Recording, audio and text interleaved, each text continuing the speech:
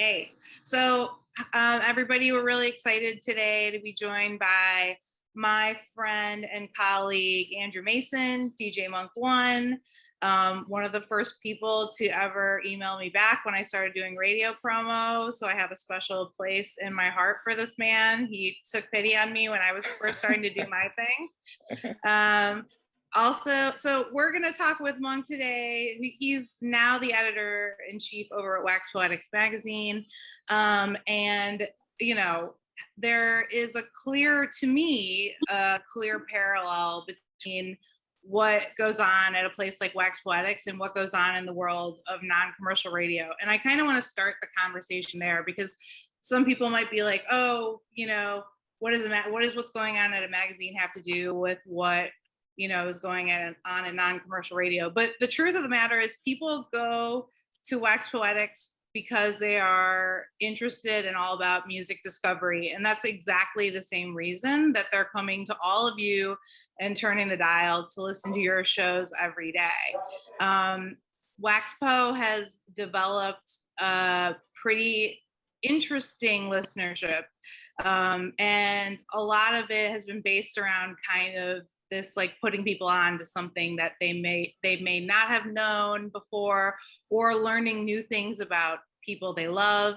I'll let Monk get into that a little bit more, but also we're gonna have our good buddy Ayana from Vocalo Radio helping lead the conversation. For those of you who don't know her, Ayana is a great human being, also based in Chicago, and PD of Vocalo Radio, kicking ass urban alt station out there.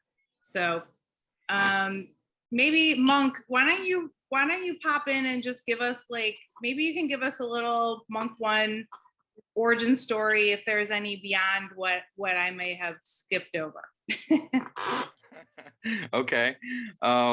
First, thanks so much, Jess, for inviting me to this, and it's really an honor to be here with you guys. And it's also exciting to see people organizing and doing what you guys are doing. It's inspirational and definitely needed. So big up yourselves. Let's see. For me, probably like you guys, I was just always really into music from a young age. Just loved everything about it, couldn't get enough.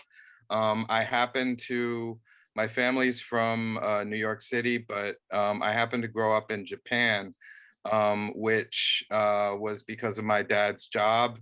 He was a ship's engineer, so he repaired the engines on ships, basically. And he worked for a shipping company that had a base of operations in Japan. So we moved over there, and I grew up going to international school in Japan. So I moved back to the States in the late 80s when I graduated from high school. And I went to Boston University, and I did college radio on WBUR, and was a huge fan of all the college radio shows that were happening in Boston on like Emerson Radio, MIT. There were just a whole bunch of great college radio shows at that time. And I would also come down to New York on the weekends and sort of obsessively taped the hip hop radio shows that were really at their peak at that time. Mr. Magic and Marley Marl and Red Alert in particular. And so that was sort of how I first got into radio. And when I moved to New York after graduating from college, I was playing music in bands and just sort of DJing for fun. And because I was the guy who had a lot of records. So when there was a party, it was like, hey, you guy with a lot of records, you're going to be playing music. So that's how I got into DJing, sort of through the back door. made mixtapes. New York City at the time, there were mixtape vendors everywhere. So you could, just guys with a table who would sell mixtapes. I got hooked up with one of those people and started making mixtapes for those places. There was a store called Fat Beats that a friend of mine opened, and they wanted to carry tapes in the store. I made a mixtape specifically for the store for Fat Beats, and my friend said you need to put a cool DJ name on it. Like you can't call yourself DJ Andrew Mason or something like that. And I was never using any kind of DJ name, but at the time I used to like sort of mess around with graffiti, and I was really into jazz, like writing jazz stuff. Like I was writing Duke and Bird and Monk for Thelonious Monk, and the Monk was the one that I seemed to write the most. So he was like, "You should call yourself DJ Monk. It's a cool name." So that's what happened. And as it turns out, that particular mixtape did really well. A lot of people picked it up. And it led to me getting invited to be part of a radio show on WBAI, 99.5 Pacifica Radio, a show called The Underground Railroad, which is one of New York City's longest running original hip hop shows. Started in 91. I started at the show in 98. Before me on the show was DJ Spinner and DJ AV. And the show is hosted by Jay Smooth, who has gone on to, sort of do a lot of talking head type of stuff. I'm not sure what you call what Jay does. He's a really great speaker and very sort of a pioneer with the internet streaming stuff. So that's Jay. Anyway, I did the show there on BAI for a little more than 10 years, I guess. It was a weekly show. And like Jess said, that's where we first met. And I would say that Jess was one of the first people to respond to me. So we found each other, Jess. It was wonderful how that happened. Love it. Yeah, I want to say the first record I got from you was a Dell record. Deltron maybe, or something like that. Oh yeah, that would make sense. And I was working with Graham at the time, not to get too freaking dorky, but we were working that record together. I mean, I was, not to just cut in, but like this show was kind of the hip hop specialty shows back then were just like so powerful all over the place. Like Monk is talking about, ERS had like a really important hip hop show. Every major city had like a really important hip hop show, but also just like really, really powerful specialty shows of all genres, jazz, soul, and just, even though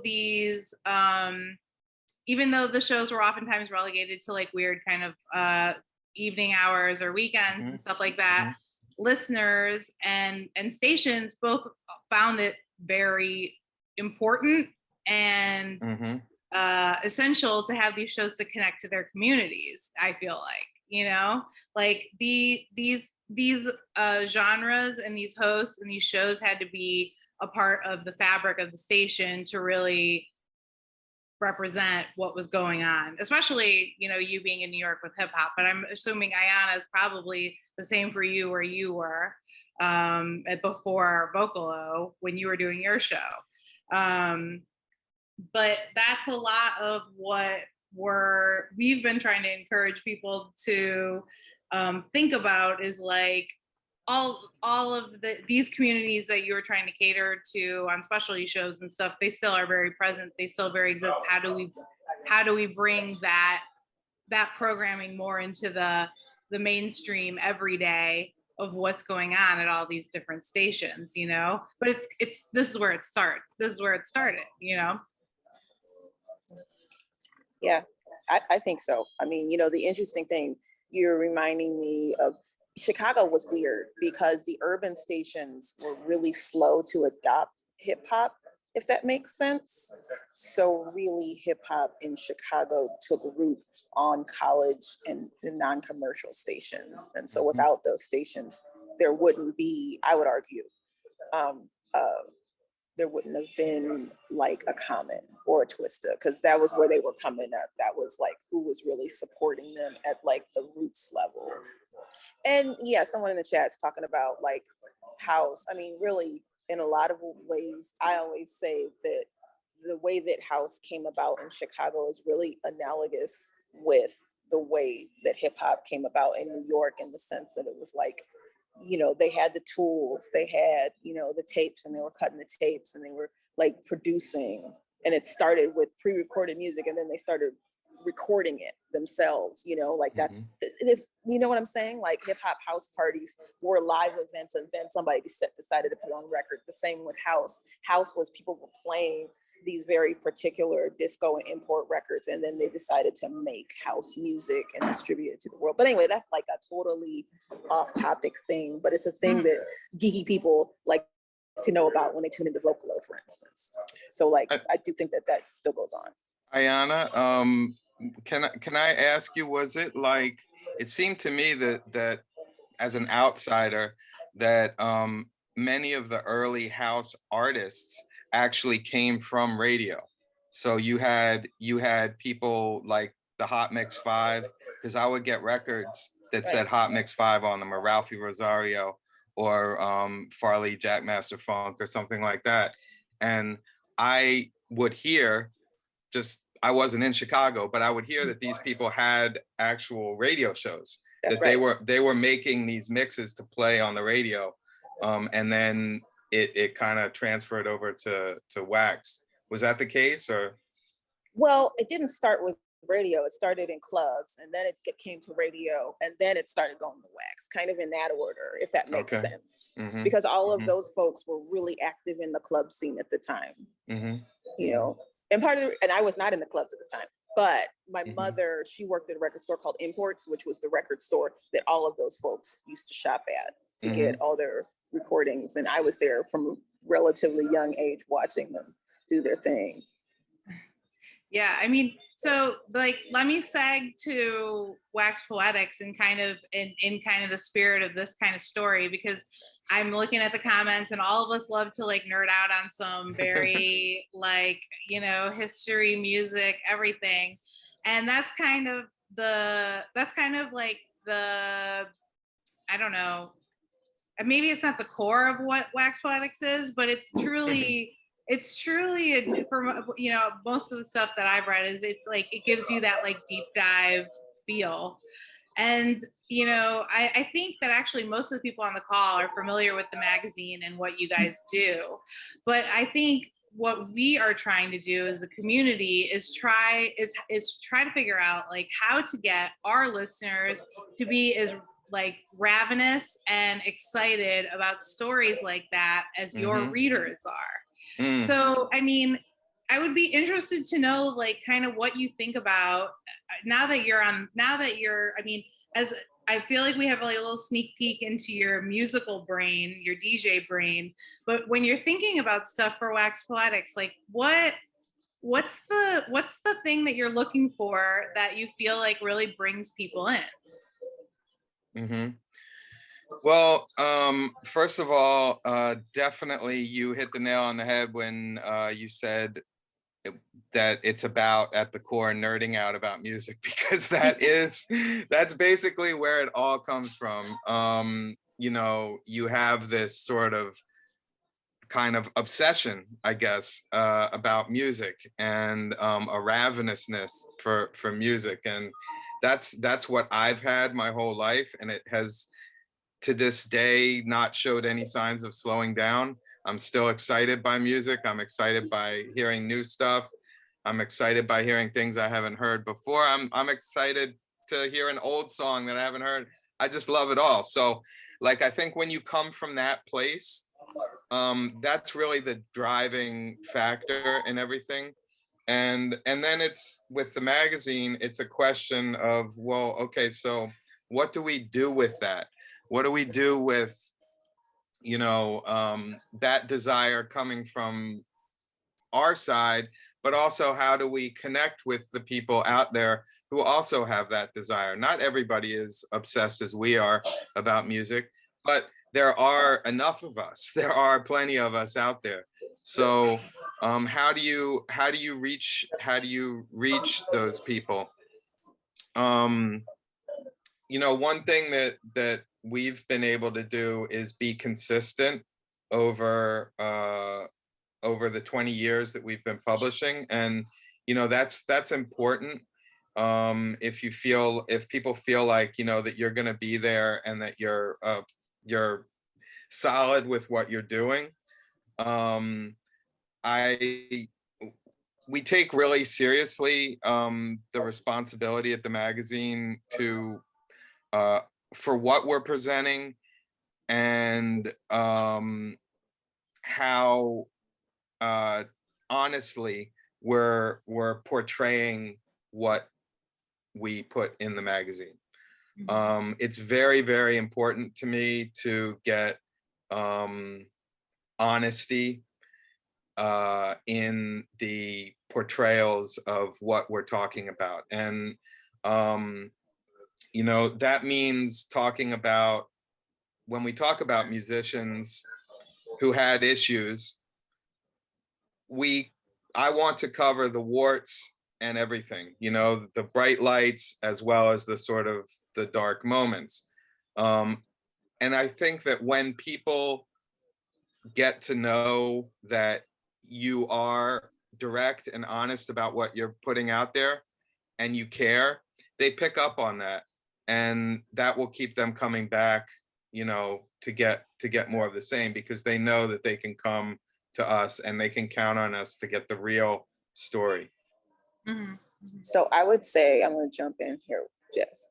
I would Yeah. say the thing that initially attracted me to Wax Poetics, probably near the very beginning of it, I came across it at a record store, was that it does a really good job of sort of giving you the experience of digging into analog stuff, if that makes sense. You know, like you really get the ephemeral materials and the textures, you know, like in the way that it's presented, which I thought was really a beautiful, thoughtful way to go about doing it, in addition to the stories. And I mean, really top-notch writing. I can think of the one that was about like sort of the making of Superfly. That was like canon for me. The Minnie Riperton. Like, I mean, there's some specific ones that like, I mean, I will keep them for my whole life because they just really hit right for me. But yeah, I mean, do you think that people who are getting into sort of like older music, for instance, do you think that their experience is different? Because I'm sure when you started digging into stuff, part of the romance was, oh man, the way a record store smells in the rain and all that kind of, you know. Yeah, for sure. You know, I totally agree with you. You know, I try not to get caught up in nostalgia for, or like overly romanticizing things that were just elements of my youth, because you know, when I moved to New York in 91, I was like, New York is over. I should have lived here in like the late 70s and the 80s. That's when it was really cracking. And so I think everybody, like every generation has something cool that's going on with them right now. So I try to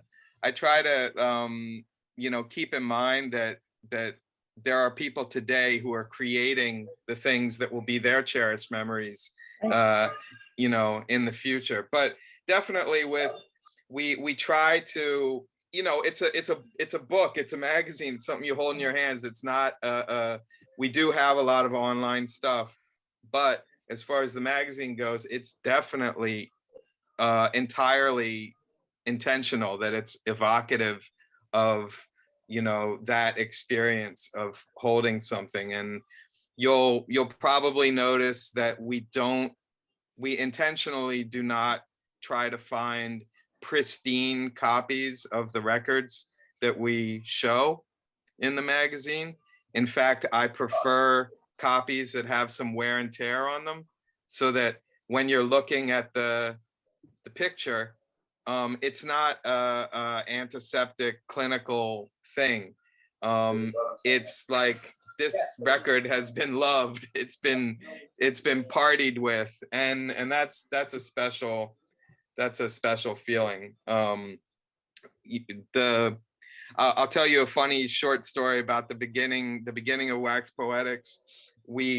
One of the things that we intentionally did was the early issues, we made the same dimensions as National Geographic magazine.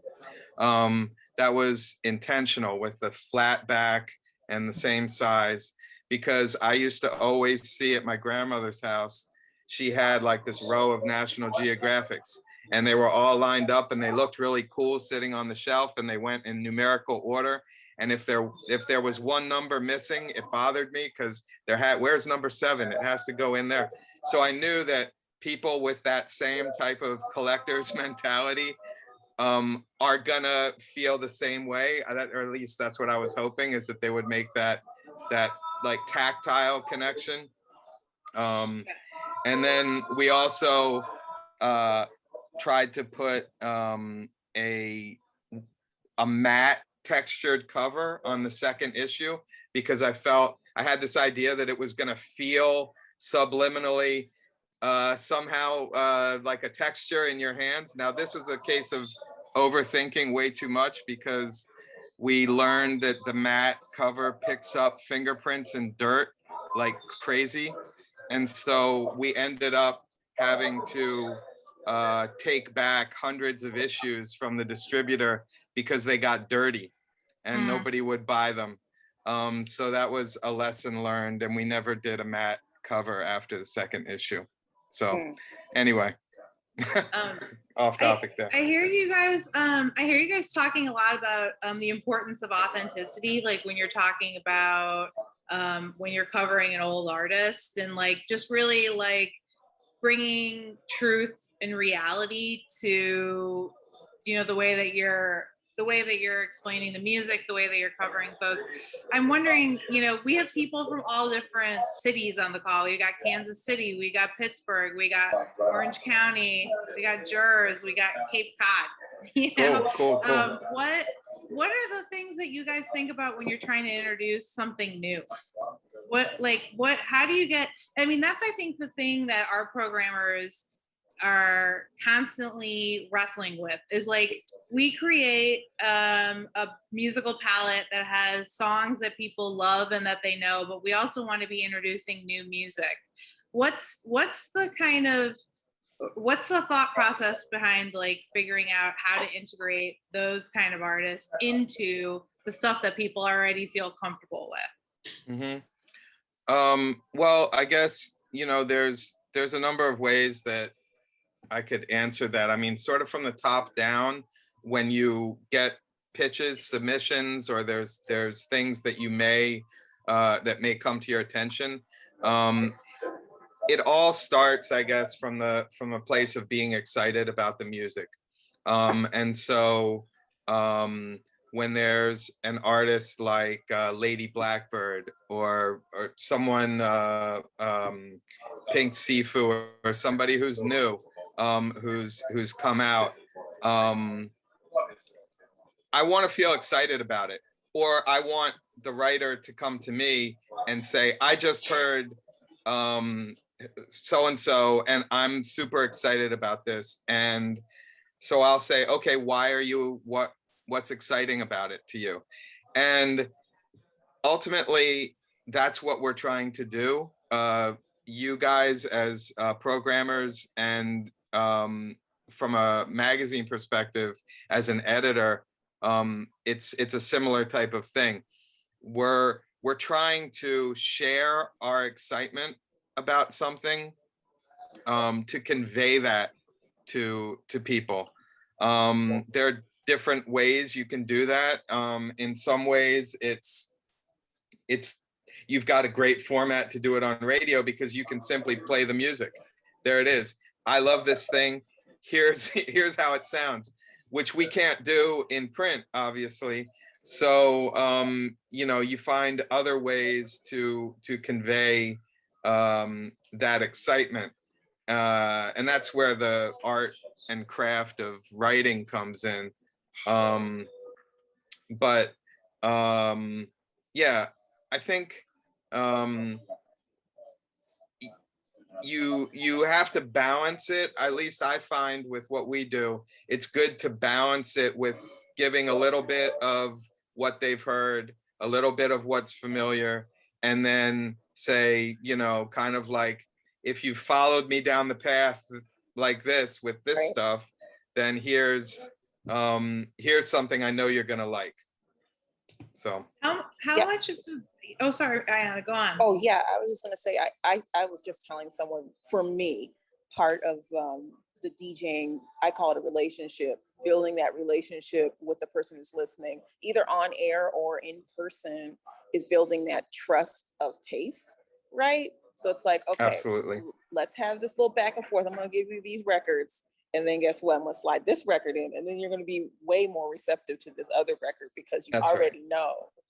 You know what I'm Yeah. saying? 100%. That's exactly it. And you're completely right on with the connection to live DJing, because you know, you as a dancer, or me as somebody going to see a DJ, I want to feel like I trust that person completely.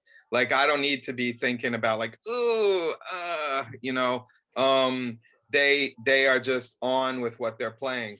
And if they're on with what they're doing, then when they do bring in something new, it's a feeling of like, wow, you know, this is, I love that, but now, wow, what about this? And that's really, that's the best type of interaction to have. When you guys have done, have there been examples of when you guys have done stuff with new artists that have felt like, where you felt like the audience like responding, whether it's through comments, whether it's, you know, like something that you guys felt like you really nailed, that you're like, okay, this is why this is important, that we're not just talking. I mean, anything that I heard you mention Pink Seafood, but I'm like wondering if there's like a moment where you're like, yeah. I mean, I guess it's a lot of stuff. I mean, I think back to like Frank Ocean and Blood Orange, like that we did at a time when it's interesting with Wax Poetics, because we do have a segment of the readership who are really in it for the old stuff. That's what they want. That's what they want us to do, is just talk about, you know, 70s funk or jazz or something like that.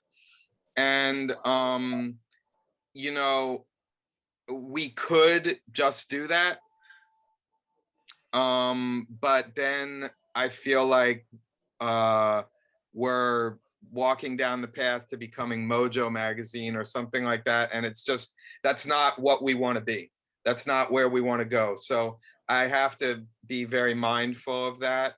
But when we did do stories on you know, Toro y Moi or Blood Orange or something like that, we would have some of these readers complain, you know, they don't like what, who are these people? Why do we need to, who is this Frank Ocean guy?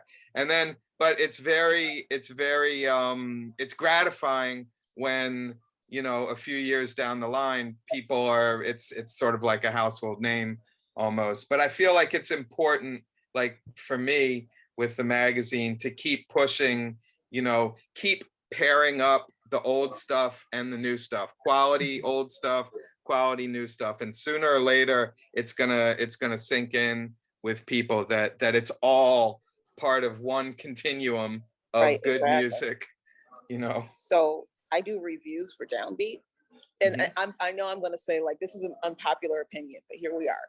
So they assigned me to do the what do you call it, the Daptone Soul review, to write about that. And I feel like this is my big chance to really talk about how I really feel about it. And I was like, you know, I'm like, okay, So I'm like, first off, I go into, you know, musicianship, top notch, blah, blah, blah. But what I'm missing is them pushing the music forward and yada, yada, yada. I go into that. And basically, like the end of the review, I literally say, these aren't the people who are carrying the torch of soul music, like classic mid-century soul music. The people who are carrying that music are the people who are functioning to create the music of like Black culture, cultural lives today. So like Raphael Sadiq or like her or somebody like those are the people that are carrying it on. What these people are doing is a very different thing, and it's functioning in a very different way. And so I'm actually curious what they're going to think of that review, but that's where we are. I mean, it's yeah, right. It's a very that's a very good point. Very interesting. Yeah. I mean, I don't definitely dislike the music. You know what I'm saying? Like, I think it's good music, but I think when people tee it up to be this thing, I'm like, well, that's not what soul music was about back then. They were pushing it forward from, you know, gospel and rhythm and blues and all the predecessor genres. That's what they were trying to do. That's a great point. That's a great point. And, you know, we, at the magazine, we recently had an interesting angle on this. We published a big story about the UK jazz funk movement of the early 80s. Right. And the contrast that I wasn't personally aware of before getting into this story with the writer, who is from Liverpool, was that the Northern Soul movement in England, which some of you may have heard of, was very white, working class, and backwards looking. Right. It was venerating records, Black music, Black popular music from the 60s. Right. And that's what their kind of single-minded focus was. I kind of put that in the same boat as what you're saying with the Daptone thing. It was very respectful. Right. It was very accurate in the way that it was sort of portraying these sounds, but it was also, you know, a white movement that was divorced from what was going on in the Black communities of England at the time, who were suffering through, you know, this poll tax thing, which was a sort of a form of voter suppression. And in 1981, there were riots all across the UK. The riots were not soundtracked by Northern Soul music. The youth of the time were making jazz funk music. They were looking at Herbie Hancock. You know, they were looking at those kind of things and making their own British youth version of that. And so that sound, you know, not unexpectedly faced a backlash in England, you know, similar to the Disco Sucks thing here, which was in, you know, seemed clearly grounded in racism. You know, that this so I think, anyway, it's a fascinating topic. It's really deep, and I think you definitely kind of put your finger on something with your review. You get those hate emails. But I mean, I told them that, I mean, look, there's so many good things in there. It's, you know, it's a gateway drug and people can get into that aesthetic. And I think it's important. Sure. But Joe, totally. They're not going any place after that. Yeah. That's about it. And thank you for chiming in on that, Pittsburgh, because, okay, the other part about it is it's like the music, I mean, like, I remember one time I had a guy come on my show, and I do an old school show. I mean, it's not all old school, but everything I play is on vinyl, so mostly all old school. And so I had a guest on who's really embedded in that sort of Northern Soul tradition. And I was playing all these records from Chicago, and I was playing the records, basically the records as they were listened to on the South Side and West Side of Chicago back in the day. And he said to me, he literally said to me, "Why are you playing the wrong sides of the records?" And I said, "Well, did you ever think that maybe you all were playing the wrong sides of the records?" Like, I do want to open this up to questions. If you guys have a question, either like drop a note in the chat or raise a hand. And also, before we get too far away from Monk's point about just, I can't tell you how often, like, just from being in conversations with programmers, they have the same quandary about like how to push a station forward while engaging the current audience. But I think everybody who's a part of this group feels the same way that you do, and that like the future of their station and the future of their organization is not about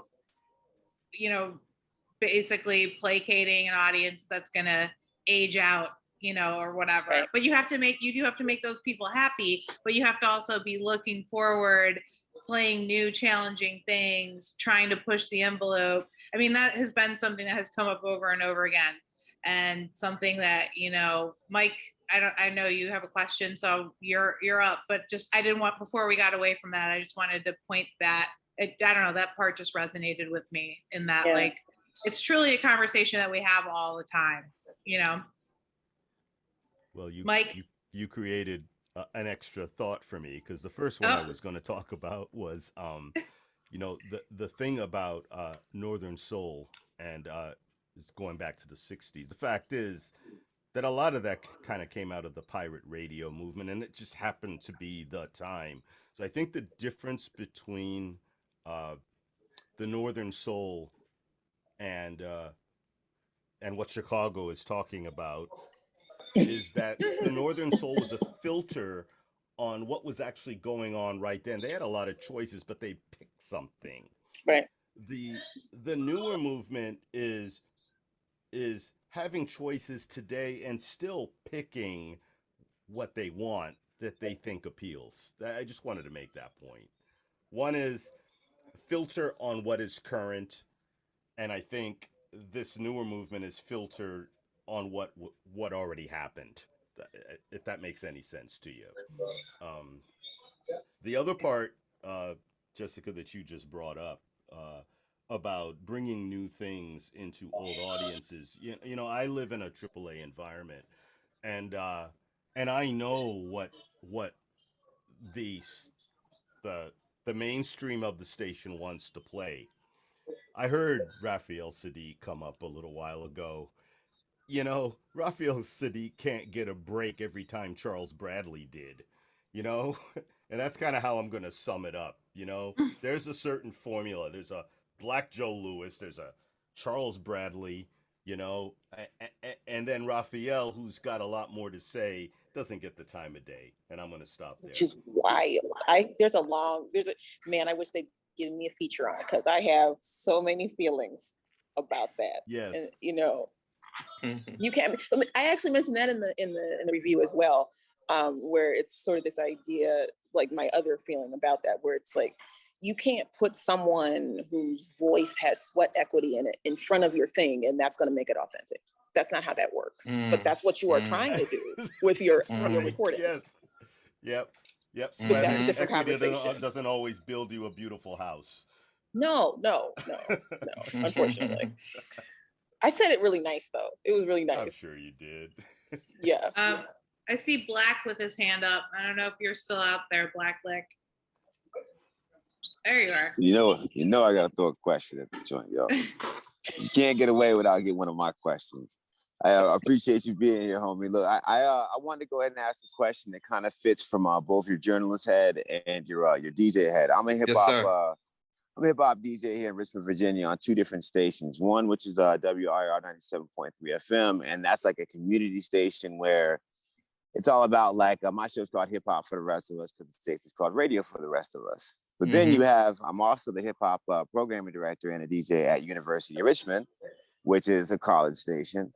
And so, it's very interesting in the sense that for me, one of the things that I really had to do is try to find a way to greet two different demographics of audiences. And the reason why I say that is because WDCE, they're a rock station. They're not, quote unquote, as they see themselves. Despite me saying you're a college station, they say we're a rock station. So me, I'm a hip hop dude versus on WRAR, I'm the hip hop dude. So my question for you was, how do you, and from your perspective, and I've also, you know, written for RVA Mag and a couple of different other publications and featured hip hop and independent hip hop things in the city. As an artist myself, you know, I like to try to give people the attention that I would want myself. The thing that I wanted to ask you though is, what would you do, or what advice would you give to any of us here in trying to reach an audience that may not be the audience of the place that you're at? Are you talking more about when you're on the rock station? Like how do you reach that audience? I would say in some situations, like the thing is like, okay, on WRAR, for instance, it's not necessarily a rock station, but Richmond is a rock town. So it was a bit easier because that audience is a bit more open. But what I ended up doing in both situations is I bring what I bring. Whereas a lot of people, like, you know, you get on a rap station, it's an urban channel, you know, you're going to have something baked in there.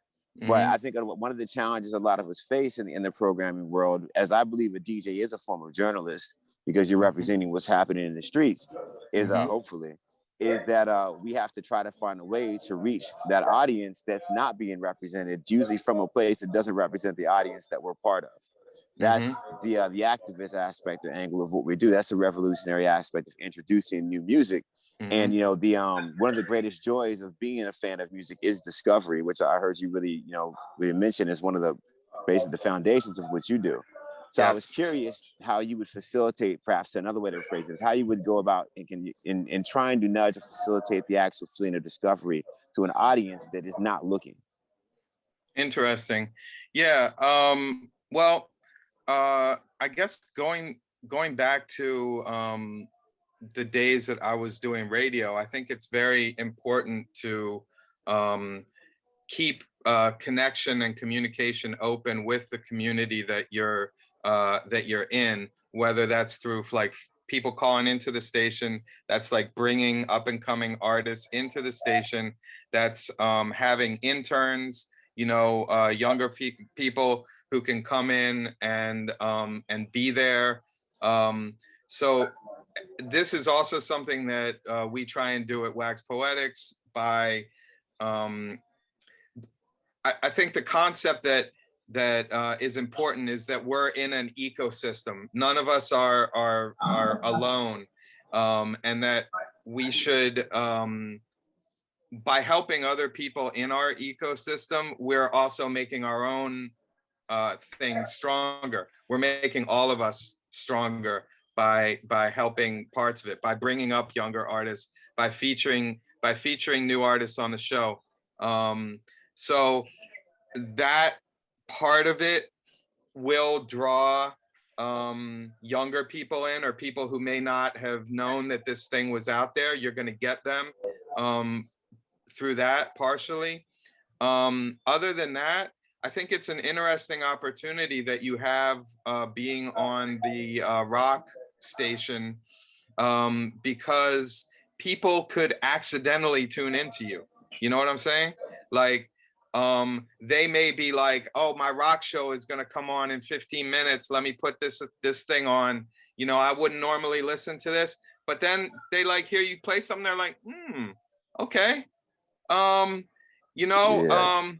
I used to get people with the freestyles like that, because I freestyle a lot on my show, and like they'd be like, wait a second, this dude's not just playing a traditional regular thing. And you know, I bring all kinds of people. That's my grocery store listener, man. You know what I'm saying? I run into them in strange places, and they're like, "No, I listen to the station, but I don't listen to hip hop." That I tell them what my show is, and they're like, "Oh, I listen to your show all the time," and I'm like, "Okay." Yeah, there you go. And you know, it's like by freestyling, by keeping like a kind of a, you know, letting your spirit come through on your show. That's all part of transmitting that enthusiasm for the music to the listeners. And I think, like, you know, people used to listen to the show that I had on BAI with Jay Smooth, and sometimes people would say, man, I don't even know what y'all are talking about sometimes, but you just sound like you're having a good time up there. Everybody's like, you know, joking, and, you know, you got things you're kicking around, and they feel like they want to hang out. like, let's hang out, you know, put on the show and we're going to hang out together. We're going to talk some jokes. We're playing music. Here's a new artist, you know, they got a new record out, and people feel like they're part of something, you know, and that helps bring people in. So I think that's such a huge one about making people feel like they're a part of something. Like watering something down to be more palatable is actually the reverse of what you should be doing. I think if you're programming, I think kind of making it feel like it's a very specific thing and you're in on it. That's the rub right there. The strongest listener in my broadcast history has always been the one that I make feel like a fly on the wall. That's it. Right. That's right. Yeah. No. I'm gonna tag in Raymond Tyler, and we will probably wrap, you guys, because we're already at 3. But Raymond, get it in. Hey, Ray. All right, I'll try and be as quick as possible. First of all, why is your background Three's Company? Why did you do that? And why did I know that immediately? That's the question. That's the question. Why did you know that immediately? Listen, first of all, one of my favorite articles I ever got an opportunity to write was for Wax Poetics. I wrote about the day I picked up Heed the Words of a Brother by X-Clan. Oh, yeah. And yeah, so the first time I saw Wax Poetics on the stands, I was like, whoa, this whole experience is like going into a record store with my fellow DJs and just finding, hey, I got this over here. Well, look what I found. I just found this Bob Marley joint. So, you know, I'm saying all that to say this. I don't know if your demographic is going to age out, at least not for another 30, 40 years, because here's the sad part about it. When I visit Philly now, I can't go to the Funko Mart Underground because it's no longer there. And if people stop writing about the Funko Mart, then people will stop knowing about the Funko Mart. And so I actually do 3 shows in Philly on the weekend, 3 different shows on 106.5. And like the previous guy said, I try and give people the inside story on what the music means to me, on why it's important, you know, why Tough Crew is important to Philly, or the first time I had an opportunity to play basketball with Cool C. You know, so I appreciate Wax Poetics for that. And then I also do drop some stuff like Secret Stealth, which is actually funny because the way I have my mix show set up, I can put in Run DMC with records that should have been hot that never hit, but are still banging, and slip in some David Bowie, some Phil Collins, and then also slip in some new artists and some underground artists. So I don't really have a question. Just wanted to geek out and say I love Wax Poetics. Oh, man. And if you ever decide you want to do a column, run a column or a article on classic gospel, James Cleveland, Dixie Hummingbirds, Sensational Nightingales, let me know. My pop passed, but I still have access to a lot of those original records. That's incredible, man, and thank you for those kind words. And just for everybody, I'm putting my email address in the chat. So in terms of like writing articles or anything like that, or just anything at all that you want to kick it on Wax Poetics, you can feel free, anybody, to hit me up at that address. And you know, I'm always down to listen to ideas or whatever you got going on. So yeah, you know, well, and we'll archive the conversation too, Monk, so that everybody can you know, the other folks in our group can't, or that who couldn't be here today can also watch and share your info or with folks, you know, anybody who's interested. And yeah, I mean, I just want to echo again, like, you know, all of us, this is all storytelling, right? It's all about creating a moment for your listener, for your reader, whatever vehicle the message is coming through.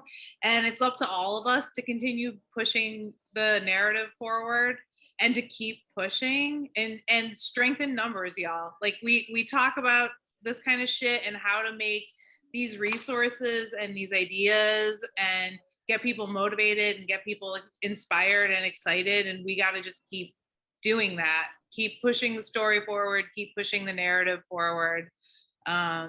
And yeah, you know, we're here, of course. Monk has his info's in the chat. I'll make sure to make that available to you guys if there's any other questions. And I just want to say thank you guys so much for dialing in every week and helping contribute to the conversation. Ayana, thanks for leading the way on this one. Appreciate you. Monk, thanks for making the time, and thanks for everybody's super insightful questions. And you know, we'll try to do this again. Yeah, absolutely. Thank you, Jess and Ayana and everybody who's on here. It was, you know, definitely really fun to talk to everybody. And I would just echo, you know, leave you with the thought, just what Jess said. We're all part of this together. And I think it helps to think about us as, you know, a community, really even a global community of people who are pushing for the creative work that we love so much, music, to continue to flourish. And we need to be the rain and the water that helps the plant grow. And we can, you know, water it ourselves. And if, you know, water your friend's garden, and let's all keep it growing together, you know? Yeah, and Monk, I'll make sure to add you to our little updates too, so you can keep an eyeball on what we're working on. Yeah. Good. Okay, guys, so I'll see y'all back here 2 p.m. next week. We'll chat again, and thank you guys for everything. Awesome. And we, you know, whatever, we'll stay connected on this. All right, thanks everyone. All right, bye. Bye. Thanks, guys.